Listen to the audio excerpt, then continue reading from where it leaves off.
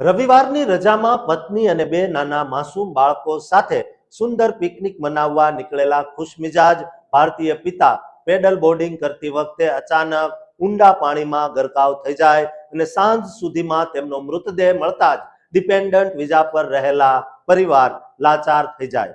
અમેરિકાના ન્યૂજર્સી રાજ્યમાંથી સામે આવેલા અતિશય હૃદયદ્રાવક અને ચોંકાવનારા કમનસીબ સમાચારથી પ્રવાસી ભારતીય અને ગુજરાતી સમુદાયમાં ઘેરા શોકની લાગણી છવાઈ ગઈ છે. ન્યૂજર્સીના એડિશન વિસ્તારમાં રહેતા 41 વર્ષના ગુજરાતી મૂળના નાગરિક કૌશિકભાઈ રવિવારે એક અતિ દર્દનાક જળ દુર્ઘટનામાં ડૂબી જવાથી અકાળે કરુણ મોતને ભેટ્યા છે.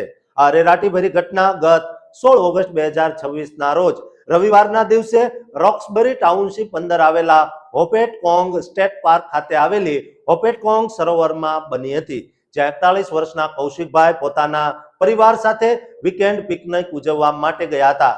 મોરિસ કાઉન્ટી પ્રોસિક્યુટર્સ ઓફિસના અહેવાલ મુજબ બપોરે આશરે 2:30 વાગ્યાના સુમારે સરોવરના પાણીમાં એક બિનવારસી પેડલ બોર્ડ તરતું જોઈને આસપાસના સજાગ પ્રવાસીઓએ તાત્કાલિક નજીકના બીચ લાઇફગાર્ડને જાણ કરી હતી કે કોઈ વ્યક્તિ પાણીમાં ડૂબી ગઈ હોવાની શક્યતા છે.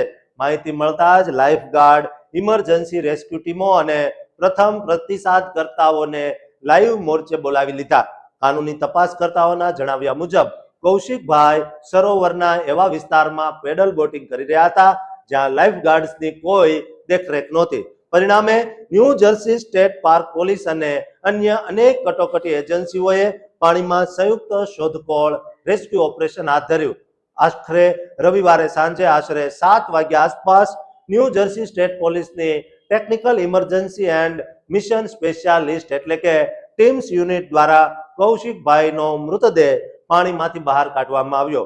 Morris county medical examiner office દ્વારા આગળની ચકાસણી હાથ ધરાઈ અને પોલીસે સ્પષ્ટતા કરી કે આ ઘટનામાં કોઈ ગેરકાયદે કાવતરું કે ફાઉલ પ્લેની કોઈ જ આશંકા નથી. કૌશિકભાઈ અચાનક વિદાયથી તેમના પત્ની અને બે નાના માસૂમ બાળકો અનાથ થઈ ગયા છે.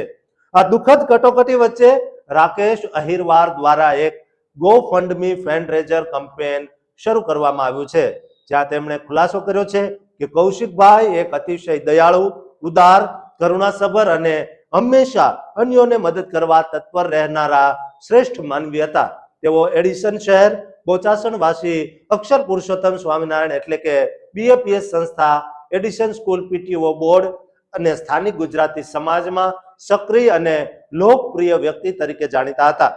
પરંતુ આ કરુણ ટ્રેજેડી અંદર સૌથી વધુ ચિંતાજનક બાબત એ સામે આવી છે કે કૌશિકભાઈનો સમગ્ર પરિવાર અમેરિકામાં કાયદેસર ડિપેન્ડન્ટ વિઝા પર વસવાટ કરી રહ્યો હતો, જેથી કમાનારા મોભીના અચાનક જવાથી પરિવાર માટે વિદેશી ધરતી પર ઇમિગ્રેશન સ્ટેટસ અને રોજબરોજના ગુજરાન ચલાવવાનો બહુ મોટો પ્રશ્ન ઊભો થયો છે, જેથી એકત્ર થયેલું ફંડ અંતિમ વિધિના ખર્ચ અને પરિવારના ભવિષ્યની આજીવિકા ખર્ચ માટે વપરાશે.